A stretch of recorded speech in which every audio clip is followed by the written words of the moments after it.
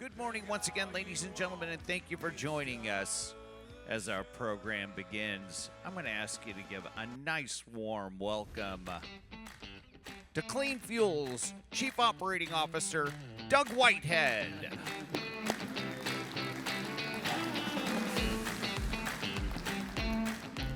Hey, good morning, everybody. Thanks so much for coming back for the last day of the conference. Hope you enjoyed your breakfast. Please continue. As we bring this year's conference to a close, I want to take a moment to reflect on the energy, ideas, and inspiration we've shared over these past few days. The Clean Fuels Conference is more than just a gathering. It's a testament to what we can accomplish when we come together with purpose and vision. That brings me to something at the heart of everything we do, our membership, you. The value of Clean Fuels membership goes beyond just being part of an organization. It's about being part of a movement. It's about amplifying your voice, empowering our collective efforts, and driving meaningful change in the clean fuels industry. From our beginnings in agriculture to becoming a thriving, diverse association in the clean energy market, we've held true to one mission: advancing the future of biodiesel, renewable diesel, and sustainable aviation fuel. Our members are helping us deliver on critical fronts. First, advocacy. Heard a lot about that this week. Lots going on. We create a powerful, unified voice in Washington, D.C., and state capitals across the country. Membership support allows us to champion policies that protect and expand our industry, ensuring clean fuels remain a priority for lawmakers. Second, and everybody in this room is a part of our innovation. Membership fuels our research efforts, driving advancements in biodiesel, renewable diesel, and sustainable aviation fuel. With your help, we're leading the way in cutting-edge technologies that reduce emissions, improve efficiency, and open new markets. Speaking of markets, the third is market development. We don't just react to opportunities, we create them together. Your membership helps us connect with fleets, airlines, and other end users to demonstrate how clean fuels can make an immediate, measurable impact on emissions. We've seen the results of this collaboration in action. Please consider these wins. In 2024, New Mexico became the fourth state, alongside California, Washington, and Oregon, to pass a low-carbon transportation fuel standard. All right. Numerous other states are actively considering policies that will prioritize renewable fuels in their state. And as we've talked about a lot, here in California, I don't know that we could say it enough, biodiesel and renewable diesel make up an astounding 75% of the diesel pool, 75%. Total displacement of fossil fuels is well within reach. Our sustainability research shows that biodiesel, renewable diesel, and sustainable aviation fuel can reduce greenhouse gas emissions by more than 70% on average. That's the kind of data that drives decisions and opens doors.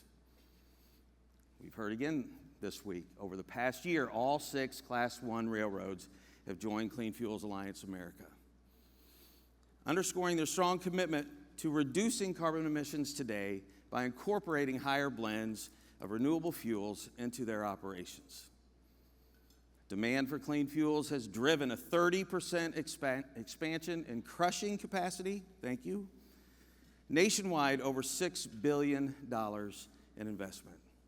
Every month, the industry uses more than 1 billion pounds of soybean oil.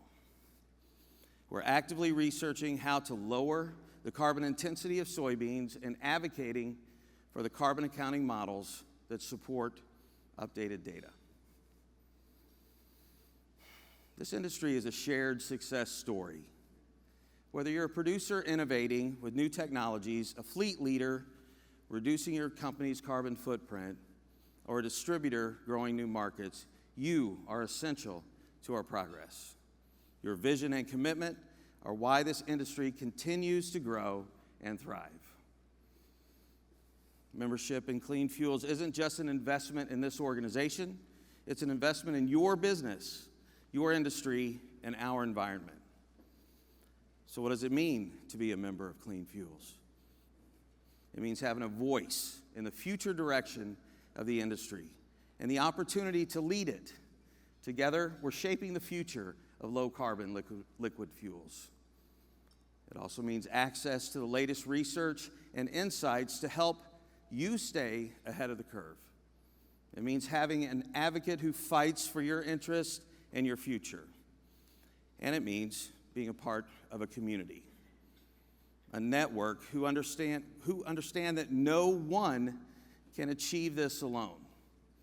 By uniting our strengths, we amplify our impact.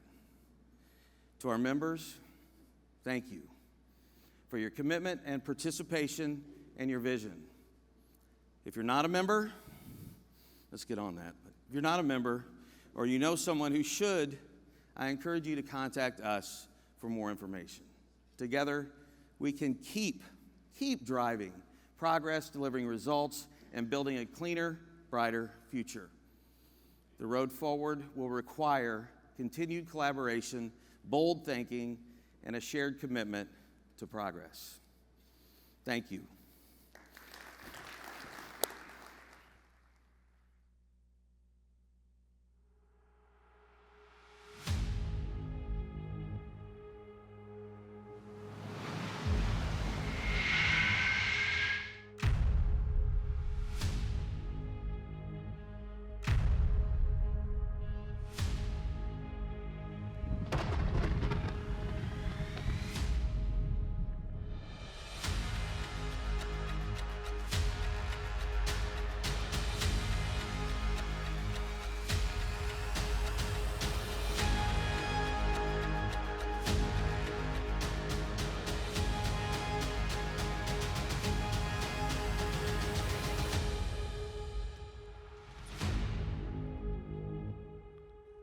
Ladies and gentlemen, Clean Fuels Director of Regulatory Affairs, Kate Shank.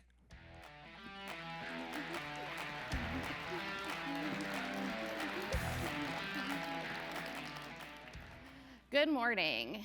As we consider what it takes to expand the use of biodiesel, renewable diesel, and sustainable aviation fuel, one thing is clear.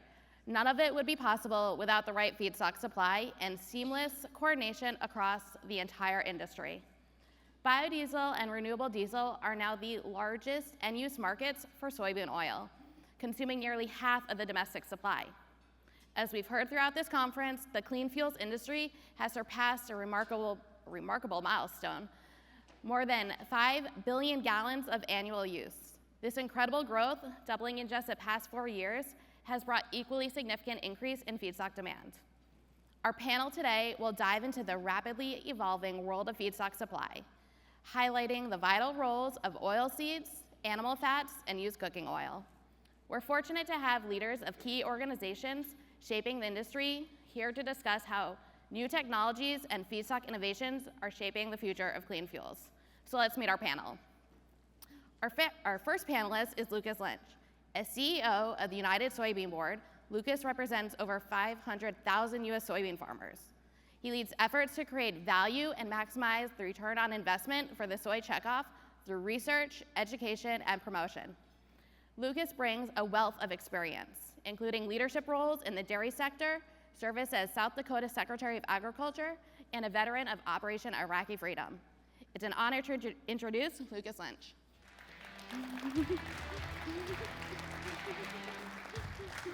Good morning. Good to see you. Our next speaker has deep ties to the National Oilseed Processors Association. Stepping in today for Kaylee Bueller, former CEO of NOPA, who is unable to join us due to her new role as Chief of Staff for the USDA. Kerry Fogarty is a longtime advocate and leader in the industry. He has been an integral part of NOPA's success, serving on its board of directors for an impressive 23 years. Carrie is also the quality control manager for Inco Industries in Gilman, Illinois, where his visionary leadership transformed a non-operational plant into a thriving operation. From restarting soybean crushing operations to leading the construction of a packaging facility and integrating biodiesel production, his work has driven the plant's remarkable growth and success. In addition to his work at Inco Carrie serves as a dedicated member of the Clean Fuels Governing Board. Please join me in giving a warm welcome to Carrie Fogarty.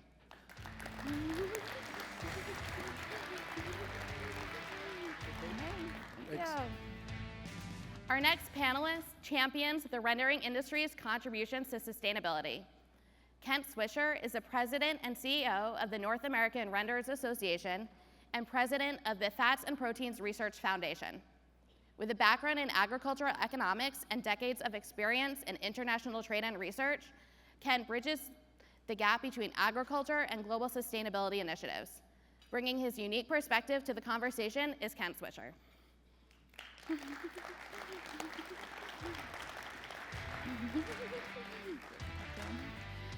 And before we begin, we want to open this conversation up to our audience. If you have any questions for anyone on the stage, please text a number on your screen during this session, and our panelists will answer those questions at the end.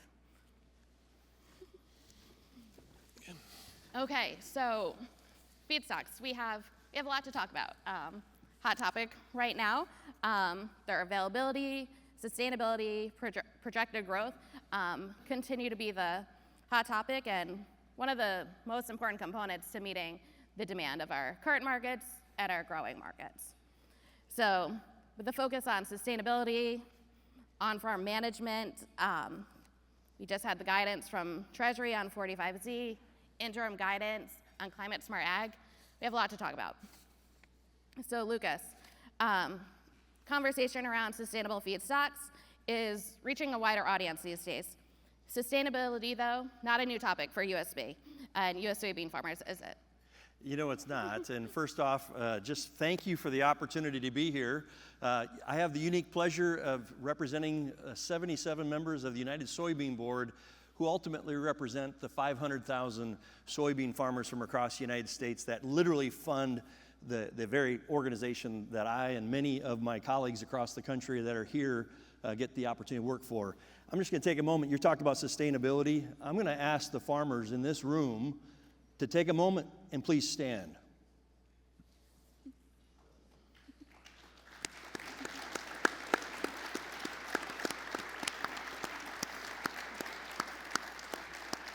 You know, if you want to answer a question around sustainability, all you have to do is look in their eyes, understand their farms and where they come from. They've been investing in sustainable practices for decades, and just the sheer life cycle of their farms and the success of that farm is incumbent on why sustainability is so important. United Soybean Board talks about bringing sustainable solutions to life every day in literally every way, and the sustainability practices on farm that are part of the supply chain are incredibly important, especially when we're talking about answering the call of our consumers of today and tomorrow on how we build a platform for renewable energy. And personally, the soybean is so dynamic in what it can do from feed and fuel and food. And the fact that we get to be here today celebrating the great investment over these years is incredible to me. And thanks for the opportunity, Kate. Glad to be here. Perfect. So you've talked about, looking into, these farmers' eyes and seeing, the sustainability practices. Now people want to measure that. They want to see and prove to others who may not, be with us what that means. So we're talking about the carbon footprint of soy a lot more. It has entered mainstream conversation these days outside of, this group. So carbon intensity values. Absolutely. Now a key component of, 45Z, the tax credit, USDA, and clean fuels. We see a lot of room for improvement. Soybean industry, you've been very proactive in your research about on-farm practices and lowering the value of CI. Love that. Just a reminder, in the world of promotion, we get to work on research, promotion, and education. Partners like Clean Fuels get to work on the policy side. And so good policy also requires excellent data.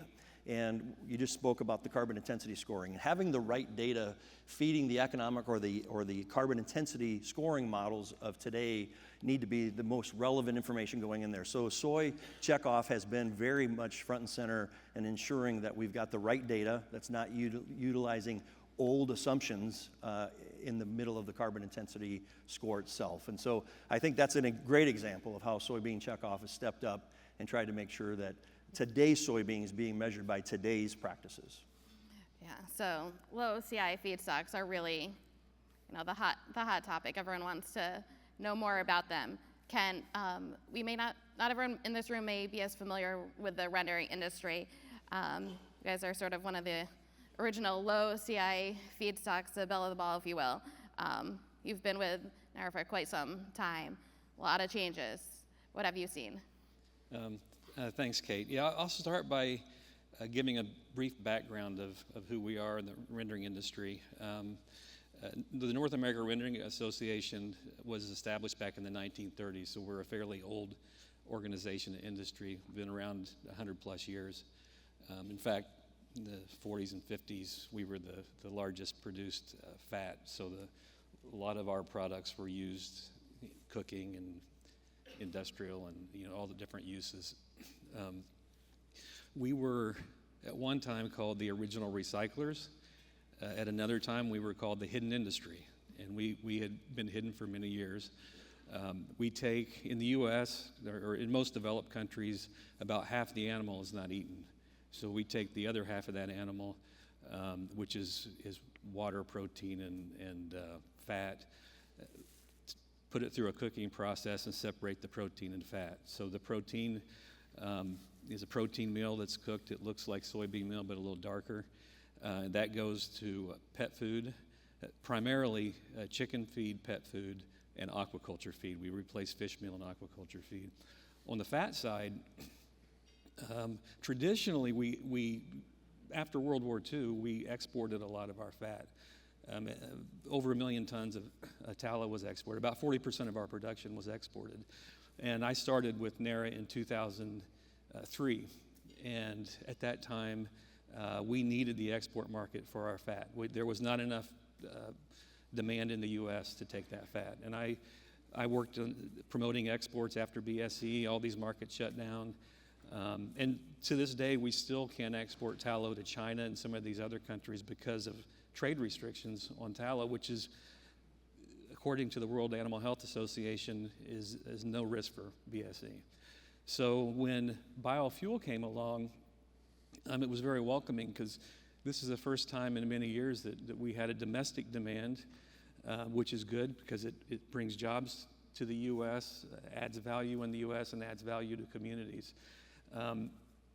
I was mixed feeling at the time because I'm an export guy. I spent my whole life exporting or trying to get markets to export or promoting markets. But this domestic market for our fat came at a good time. And I'll speak on behalf of the renderers. We love the biofuel sector. We have a low carbon intense feedstock that fits in quite well. We really saw the demand pick up when LCFS was created.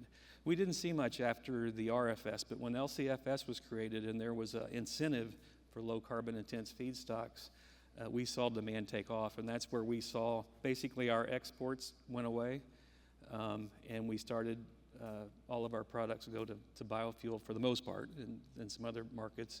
And then we saw a trade imbalance. We saw, which we all know now, a lot of imports coming in of our product as well. So that's just a little background, and that's where we fit into the biofuel sector. And like I said, we very much appreciate our products going into biofuel. We have a good story to tell. We bring value back to farmers with drop credit, and we keep used cooking oil out of the municipalities, which cause problems with the pipes and things. So, Ken, you mentioned earlier you were the hidden industry. I think a lot of people in this room would say that has changed. Not so hidden anymore. We are very familiar with UCO and a lot of your other products right now, especially since CI scores are now moving from the states into federal policy. So we've seen, as you mentioned, a lot of through trade, now more on the import side. Where do you see the next few years going with your feedstocks, animal fats, UCO, UCO even? Oh, that's a hard one, especially with this 45Z announcement, which has maybe more question marks on it than answers. But domestically, we'll continue to see our fat production going to biofuel the way it has. We're limited supply, of course. Our production's linked to the livestock slaughter. So if you can easily track what our production would be. On the animal fat side, you just look at USDA projections on livestock slaughter, and over time, that's what we're going to produce. UCO, we don't really have good numbers. USDA, NAS, they don't have really good numbers on UCO production, and that needs to be worked on.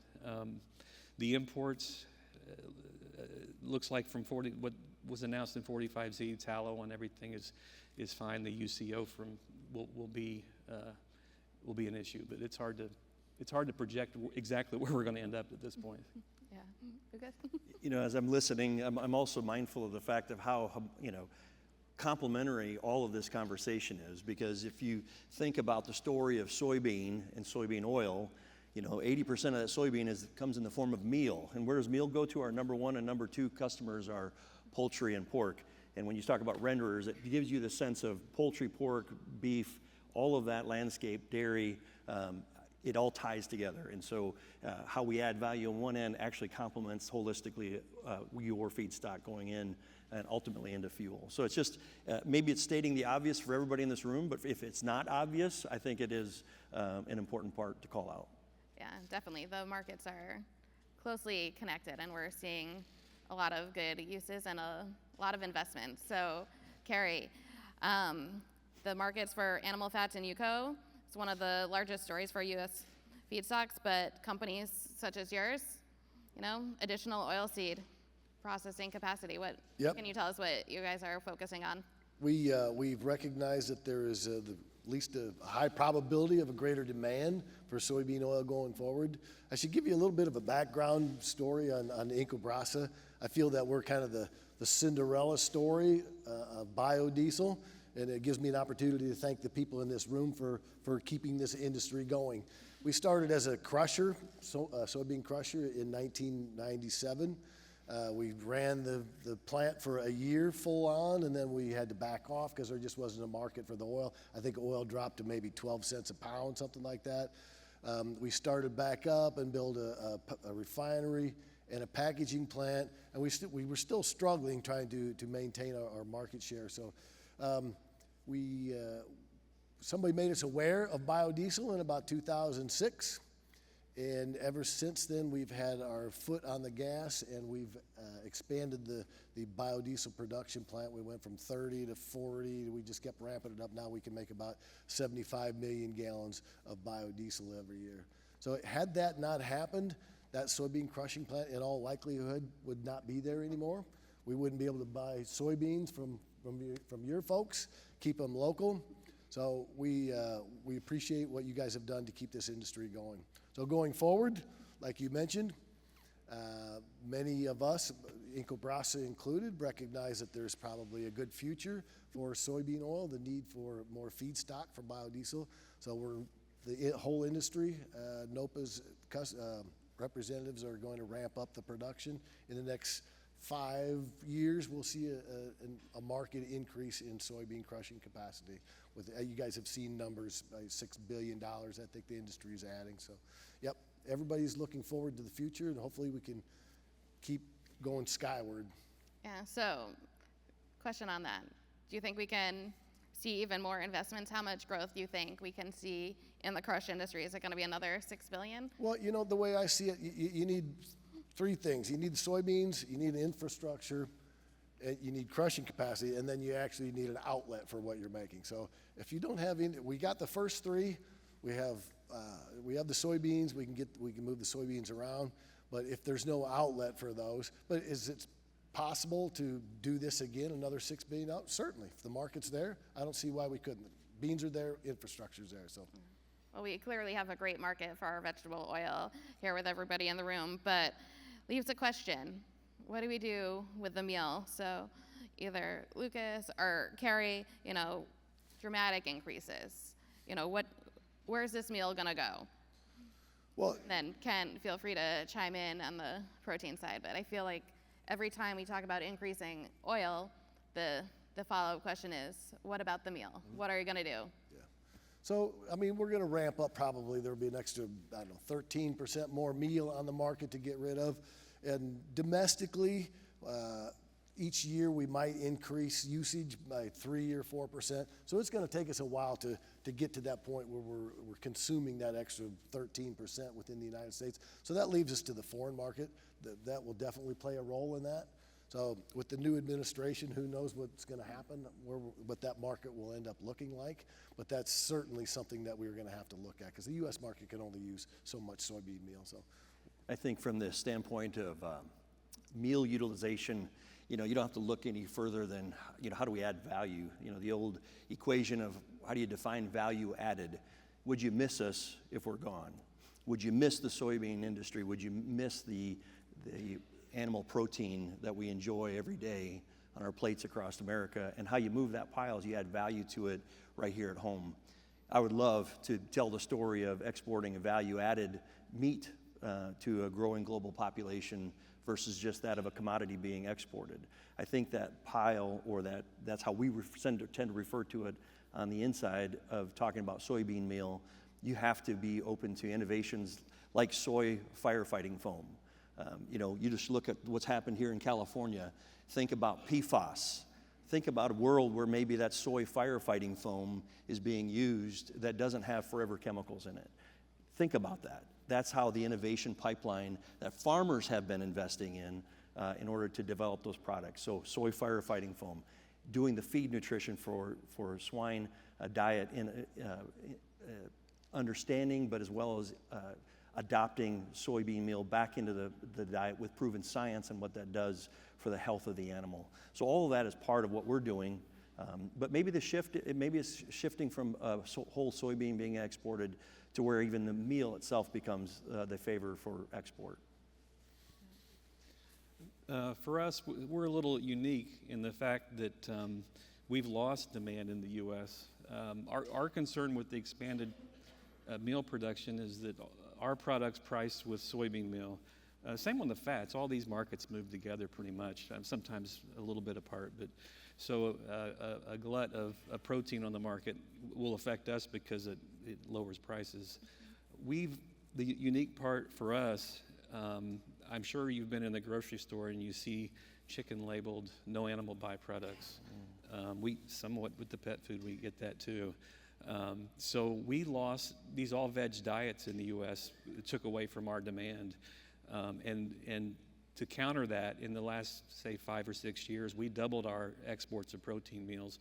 And that's mainly to aquaculture because we're an animal protein which acts more like a fish meal, which is a traditional feed that goes into aquaculture. So we've, since the 80s, fish meal production globally has been flat or declined, yet aquaculture is growing dramatically. So we've found a really large market in aquaculture on the export market. And pet food production is increasing, and as countries develop, people are buying pets. So those two sectors, and along with we fit in nicely into a chicken ration as well. So Indonesia is our biggest protein market. China's also our biggest protein market. Both of those countries, Vietnam. So all these countries that are developing have created a large demand. But on the U.S. side, like I said, we've lost demand because of those all veg diets or no animal byproduct diets. Yeah, so I have some great questions from the audience, so thank you for that. I'll put mine to the side and get some of your question answer. So Lucas, this one may be for you, but Kent, you may want to chime in as well. So the question is, saw that today that the U.S. share of Chinese soybean market dropped to 21%. Does this place even more emphasis on our domestic markets? Oh, yeah, without a doubt. During the introduction, you talked about my time in the Department of Ag, and I remember being one of the talking points 10 years ago, 1 out of every 4 rows of soybeans in my home state of South Dakota went to China.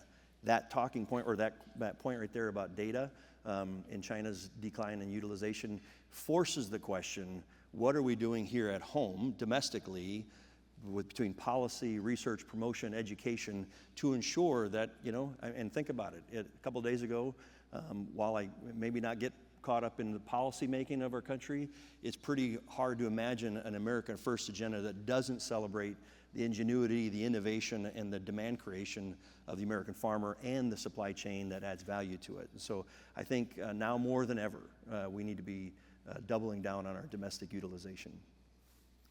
Yeah, so, cycling back, talk about Chinese soybeans, change in markets, also obviously talking about Chinese UCO and the changing of the trade markets. We saw Chinese UCO first go to Europe, then it came quickly into the US with change in policy. What are you seeing for changes in the policy of where it may go?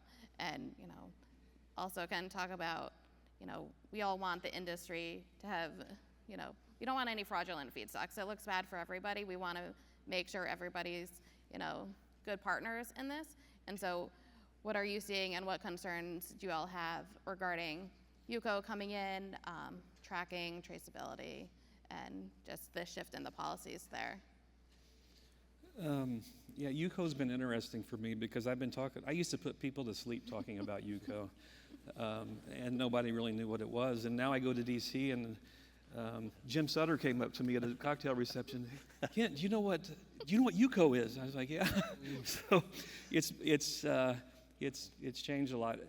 I started dealing with UCO issues many years ago. We used to export a lot of our UCO overseas, and we exported about 150,000 tons year in, year out to Europe for their biodiesel industry. And so the first time the China UCO came up it started coming into Europe in very large ways, and it affected our prices because it was a downward pressure on prices. And we went over to Europe quite a few times, and there was some issues in Europe. We had the U.S. Embassy put on meetings for us with importers in the biofuel sector, and we pointed out in that meeting that palm oil in Rotterdam was $100 a ton less than UCO in Rotterdam. And they were quite angry that we brought that up. The week after we got home, there were raids on on that industry, and not everybody, but there was one particular person that was selling palm oil as UCO, and that's in the headlines. It's well known.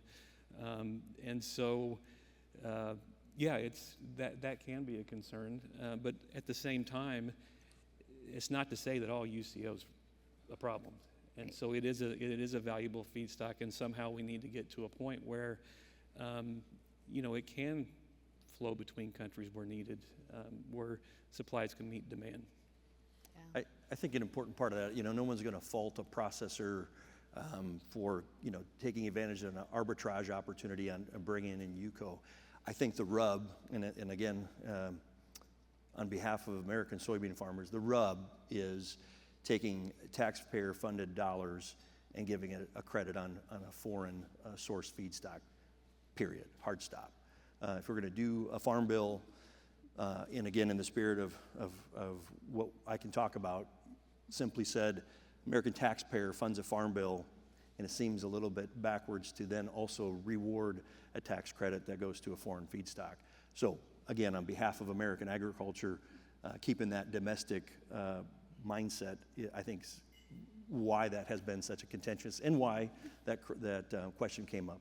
Yeah, and so a lot of my day-to-day working with the renewable fuel standard, making sure we have enough feedstock available for our producers here, to produce and meet the demand of our current and growing markets.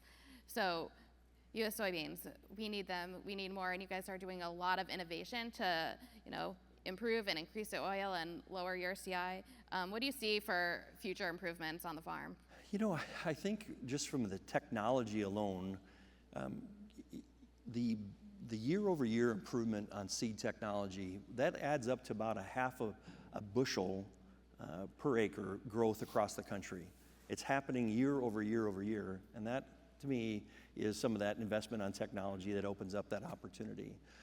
But back to kind of as we sit on the clean fuel stage, talking about the vision of that organization, this organization, and the stakeholders that have been around it from the very get-go, it has always been about innovation on the farm. It has always been about making sure we're bringing in the feedstocks that are complementary in nature, maybe competitive head-to-head, but when you look out across this room, the farmers that stood up earlier, they're not just raising one crop. A soybean farmer is very likely also a corn farmer who may be also diversifying in canola. So at the end of the day, oilseeds and oilseeds innovation, it is a race. But I think the innovation pipeline of soy is solid, and it's focusing in on the technology that improves yield, but all the while being mindful of our 2030 goals, indirect land use change, the idea of soil erosion, energy utilization, all those things are still on the table for farmers at home. Yeah. So, yes, Ken or Carrie, what do you think is the biggest change you've seen in the feedstock space from your perspective? Feedstock space? Well, I was just thinking when he was going through that, when I got into this business in 97, we would consistently have maybe 16, 17% oil in the seeds. They're consistently now 20% of oil in the seeds that we grow, at least in Illinois. I'm not sure what it is in the rest of the country, but that has certainly added to the available feedstock for biodiesel, that increase in seed capacity to produce oil. So that has certainly helped us, and I don't see that not going forward more in the future. So. And for some of these new oil seeds coming out, being discussed, can plants like yours process those? So some of the intermediate crops, are you guys going to be soybean or other? That's going to have to be an industry-wide movement. That's a tough fit. It's too bad because there's a lot of good seed oils that are out there, but everybody has to move all at the same time to do that. The farmers have to do it. You have to have crushing facilities. You have to have all that move in the same direction at the same time. I don't know how that's going to happen without some kind of government intervention to say we're going to do this pilot and we're going to move this through. So, I mean, we've been talking about that for 15 years. I know there's been all kinds of alternative cover crop seeds that are available out there, but it hasn't come to fruition yet, and I think that's why. Yeah, so kind of a bigger question for y'all. What do you see the biggest change to expect in the next 5 years? I mean, we keep hitting these milestones, faster than expected due to the excitement and interest, across the board. Where do you see us going? Where do you see yourself going? Yeah, that's actually a tough question. The world seems to move so fast today. I mean, the changes that we've seen in our industry in the last 5 years are more than you've seen in the last 20 or 30. It's just amazing how fast things are moving. And I remember the first time I heard the word sustainability used like we use it today was at a biofuel conference in Europe. It's maybe 2008 or something. And I realized at the time, wow, we're going to be saying sustainable. In this meeting, they said sustainable probably every other sentence. But at that time, too, I realized, well, this movement, this green movement and low CI, it really is what we've been doing since the 1800s, and just have never been recognized for it. So within the next 5 years, I would suspect you've seen all this rapid movement within the biofuel industry, growth. I suspect some things, I hope, become a little more stable with policy and other things that bring some stability to decision making within the industry. Yeah. I think that's a great. You have a comment on that? No, go ahead. Okay. I think 3 to 5 years. The pressure on the U.S. agriculture and the pressure on our own supply chains to be independent, not only to create energy for the world, but to have a domestic policy that rewards the entirety of the system, I think is incredibly important. From a research, promotion, and education standpoint, it's what's next. The fact that you're celebrating the 6 major rail lines being members of Clean Fuels, huge. That didn't happen overnight. That was a 20-year play. That was, so when you're talking whether you're renewable fuel and you're looking at rails, you're looking at marine, you're looking at this sustainable aviation, at what point are we reaching for the stars too? And all of the fuel that goes into our exploration of our world and our long term. What we look at today as a one-off SpaceX exercise, when does that become commonplace? That sounds a little crazy, but that may be 50 years off. But what's the role that we play in that? And thinking those moonshot ideas, I think, are incredibly important. And why is that something I'm talking about? Farmers get to invest in the future, and research that leads us looking around the corners of what's out in front of us, I think, is incredibly important. There's no doubt that energy independence, feed that goes into our animal agriculture, don't take it for granted. There's a world out there trying to offset what we do here in the United States. And so quiet humility in American agriculture cannot stand the test of time. It has to be about leading and being unapologetic about who you're leading for. And the organizations that we partner with, like Clean Fuels, help deliver the education that's required so that we can be looking out into the future. So you don't have to look any further than driverless vehicles already happening, the idea of tractors and trailers taking products to market domestically. Those things are happening. So to talk about them in a future sense, just look around the corner. They're already happening. And what's the next big play? Before we lose a market to Brazil that starts sending us their beef, their pork, their poultry. Not on my watch. Not on our watch. This is about us up here working for the American farmer. Yeah, and so that, ties into this question from the audience. Sort of for all of you could touch on this. Do you think we can significantly increase our U.S. livestock industry, with more crush and more meal, bringing things back home? Where do you see that going? We're gonna have a lot of oil, so we're gonna have a lot of crush going on, a lot of meal. Yes. Yes, you look at high oleic soybean innovation. You now have dairy farms feeding high oleic soybean meal to increase the fat component in milk. How is that not a win? How does that not create more dairy in the United States? Mm-hmm. So yes. That would certainly be a goal. I mean, keep everything right here, right? So, yep. Yeah, we continue to see these innovations, increase yield, increase crush, increase trade. What are you thinking for, how are you going to meet it? How are, you going to take advantage of, these policies coming the way? So what are our farmers thinking about 45Z and how they're going to benefit?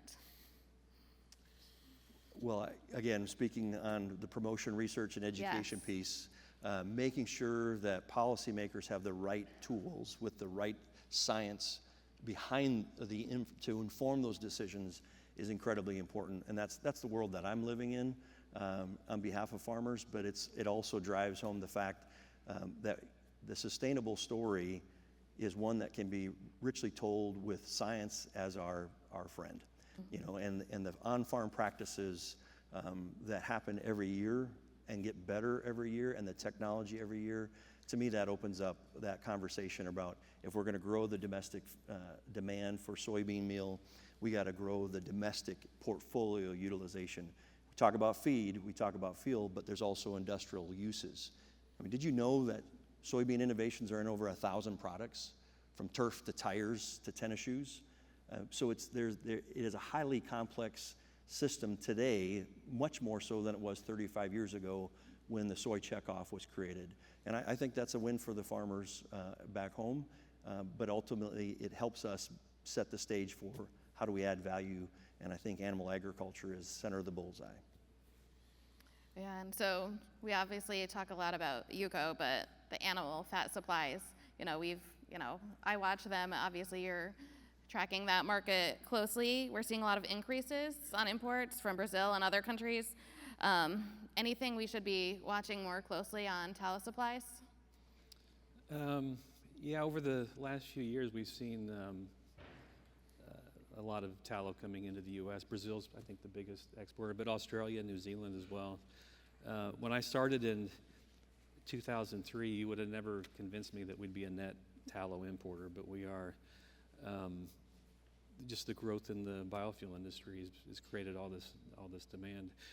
Again, even like I was discussing earlier, in the U.S., we're tied to livestock slaughter. So if you want to look at tallow supplies, at least in developed countries, you just follow livestock slaughter. So looking at Brazil's livestock slaughter, in less developed countries, there is really not a rendering industry because everything except for maybe the bones are eaten at some point. So this is just a cultural preference. We don't eat some of the organs that other countries eat. So yeah, our production is pretty simple. We're tied to livestock slaughter. Yeah, so obviously there's just growth everywhere. We've been talking a lot about, increase in crush need for soybeans, but with this size, we're gonna need it 365 days a year. Carrie, do you see this impacting on-farm storage or even acreage decisions? The storage is going to have to come from somewhere, obviously, because we're not putting them on barges and sending them overseas at this point in time. But I think that's a relatively simple simple problem to fix. We're just going to have more silos throughout the Midwest where all the soybean crushing plants are. So I don't think it's something that we can't overcome. So, yeah. Yeah, a lot of this always comes back to feedstock. What we need, what we see coming down the line, what we're excited about. We're always going to see the change in policies, change in administration, but we always need to keep investing in the U.S., addressing fraud in the market, continuing to grow the industry and our feedstock supply, is key to growing the RVO in the RFS program. So what are you guys seeing? How can we, share the research, the developments, the data, the proving the investments are coming? What do you guys have to say? That this is the main thing. We need our feedstocks available. We need to, show that to everybody that we're here. We have low carbon investments happening. So. Well, NOPA, we had a study done to see how much more feedstock would be available from this additional crush, and we can make another 1.4 billion gallons of renewable fuels with that, just the added crush that's coming online in the next 3 to 5 years, I would say. So that will certainly help meet that demand. So I don't know if we can go back to the EPA and say, look again, here we can do this. So we'll see. Yes, definitely. It's hard when I listen to this question. I almost want to take a moment and just, 20 years ago, I found myself looking at the oil fields in Iraq on a deployment. Mm-hmm. And if I could go back and tell myself then that 20 years later, I would be sitting on a stage in San Diego talking about the soybean fields, the corn fields, the energy, the oil seeds of America that are generating the energy. I'll tell you what, serving in that capacity and now continuing to serve in this capacity, truly the patriots in this room are those that are part of our energy independence. I'll bet on the soybean fields of America every day of the week. And the competition among the oil seeds to rise up, we need that competition. We all get better at that. Yeah. We may not like it. We may not like a CI score, but what are you going to do about it? You get your research right, and you take your lumps where you have to take your lumps. And organizations like Clean Fuels that have an agnostic feedstock underpinning, they know they came from the soybean space. They know who their stakeholders are. But at the end of the day, the rest of the world operates on show me your science, show me your data, prove it. And I think that's incumbent on us to do that. And so I'm excited about the opportunity for our future, so long as we don't lose sight on what it means to work for the American farmer at the underpinning of this renewable energy opportunity, not just here in California, but all across the country. Yeah, it's always a great story to tell, and people are always pique their interest to hear that the energy can come from right here at home. And our soybean farmers doing everything they can to do it sustainably and meeting the CI. And again, sharing that story, we have it. We just need to get it to the right people so they can calculate it correctly for us and get our farmers on the page where they deserve to be and show everybody, the work they've been doing for all these years and make sure that everyone sees it and calculates it correctly and are growing feedstocks. So I want to, Carrie, Kent, and Lucas, I want to thank you for sharing your insights and expertise today. The progress being made in feedstock innovation, oilseed processing, rendering, and recycling really is demonstrating how the industry is not just meeting the challenges of today, but accelerating future success. So thank me in joining our panelists. So thank you.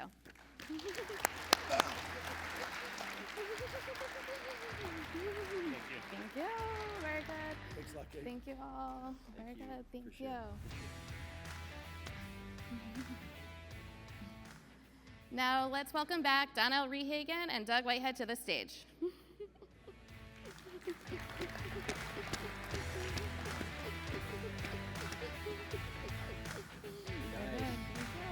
Very nicely done. Hey, let's give another round of applause for that great panel. You know, feedstocks has been a big theme this week, and it's going to continue to be throughout this week. But Doug, what an incredible few days that we've had here in San Diego. I know I've been happy to be here and not back in Missouri, Right. Although I think it is starting to warm up a little bit. So we've had a lot of thought-provoking sessions like the one we just heard. We had some inspiring keynotes, and of course, incredible energy from our exhibitors this year. And Clean Fuels Conference, to me, has shown just how much momentum that our industry can have heading into 2025. Now, that's right, Donnell. It's clear that collaboration and a shared vision allows us to accelerate toward our goals. I mean, we have to accelerate the theme of our conference, but before we look too far ahead, we want to hear from you about how we can make this event even better. So I know we're all ready to pack and get on the road, but please take a moment to complete the attendee survey. Your feedback is invaluable and helps us improve year after year. The survey link can be found in your event app, or you can scan the QR code on the screen right now. And don't forget, those who submit the survey will be entered into a drawing for a $200 gift card. So please do that. Thank you. Hey, and speaking of the app, please don't forget as well that all of these sessions have been recorded for your benefit and will be available on the app. So whether you had a chance to to attend one of the breakouts or see the full main stage session on one of these days, those are all being recorded and will be available on the app. Give us a little time to get those out there for you, but a great resource for you when you get back home. And before we start talking about next year, we've got a webinar coming up. We next do. week. We do. 45Z, again, been a huge theme this week. Still some things to work out and figure out.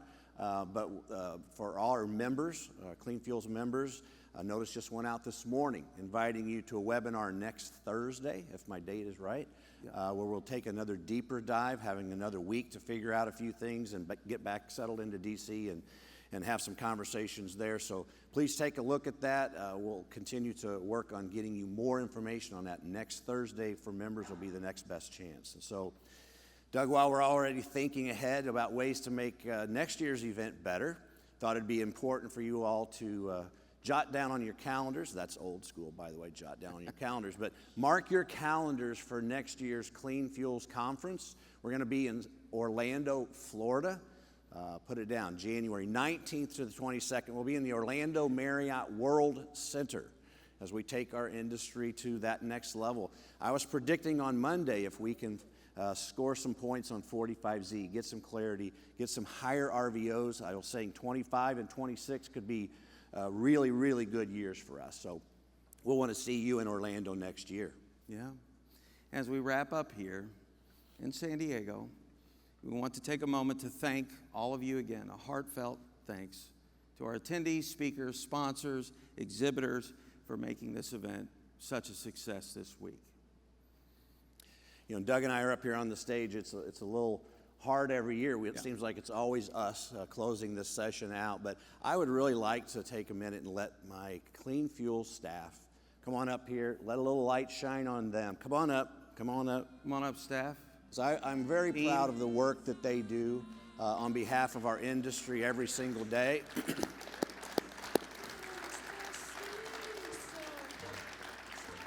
And too often, it might be me or it might be Doug or it might be Kurt who sort of always gets the credit, or I guess maybe the blame too, but we have got a great staff at Clean Fuels. I brag all the time, not just on the intelligence that they bring, but the passion that they bring, I think was actually as important, if not more important. So they're working hard for you every day. I wanted you all to see exactly who they are. So give them all a round of applause.